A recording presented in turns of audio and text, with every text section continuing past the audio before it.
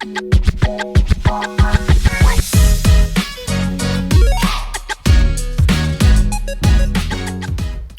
everybody, welcome back to another short mini-series of Process Pat. This week we're going to take it back to the basics, and I'm going to show you how I have been able to prepare for a more efficient sprint planning session. Now this could also apply to PI planning to some extent with some of the things that are necessary that go into PI planning, but for the sake of this specific video, we're going to talk about sprint planning and making sure that you are making the most out of the time that you have with the team. And over time, you're able to reduce the time burden that it takes to execute sprint planning with high confidence, reducing friction, and coming prepared.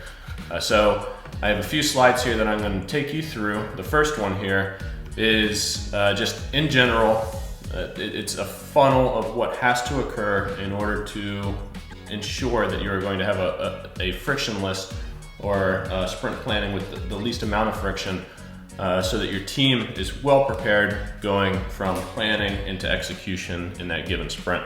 So at the top you can see that things that are entering into this specific funnel are 2 sprints worth of backlog work that are well defined and estimated, and then velocity and capacity planning.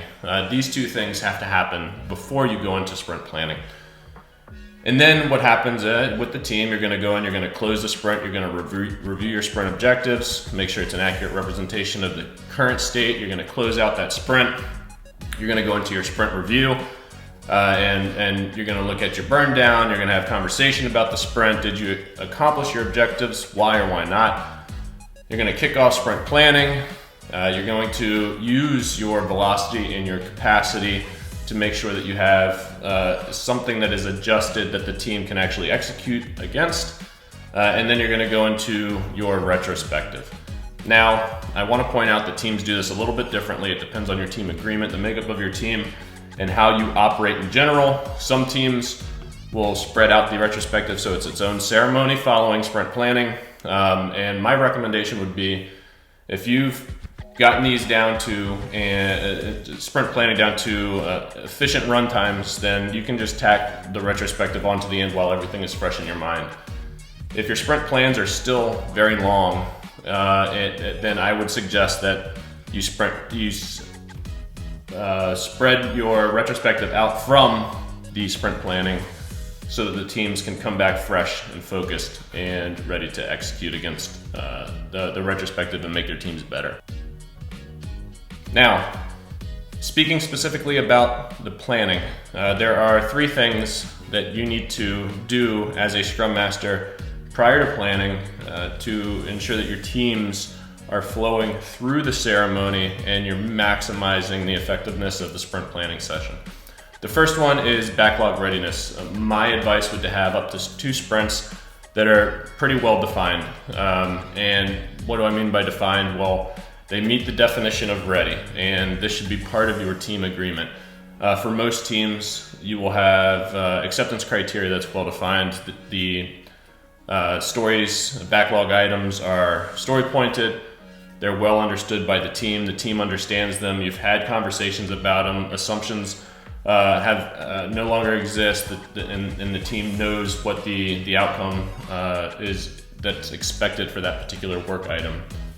It aligns to the strategy, and the dependencies are understood and communicated amongst the team and the teams that may be outside of your team, so that you're not planning inter-sprint dependencies that, if missed, can cause ripple effects throughout your program. Very important. The next is your team velocity. So make sure that this is calculated, well understood prior to your sprint planning ceremony. So make sure that you have at least the last 3 sprints average, I say 3 to 5, with any outliers that are eliminated, so that you can get an average of that throughput across your teams from sprint to sprint. Communicate with the team, make sure that they understand it in its entirety. And I'll say this, I'll come off just to make sure that I'm speaking directly to you. Velocity is a metric that is only valuable to the team. It cannot be used to compare the outcomes or the throughput or the value delivered against teams, because every team points differently, every team breaks down work differently, every team has different skill sets amongst the team.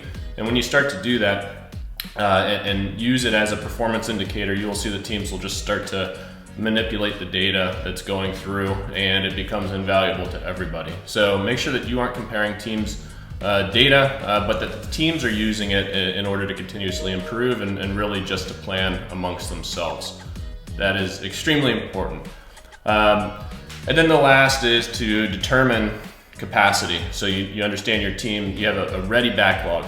Your team's velocity is well understood.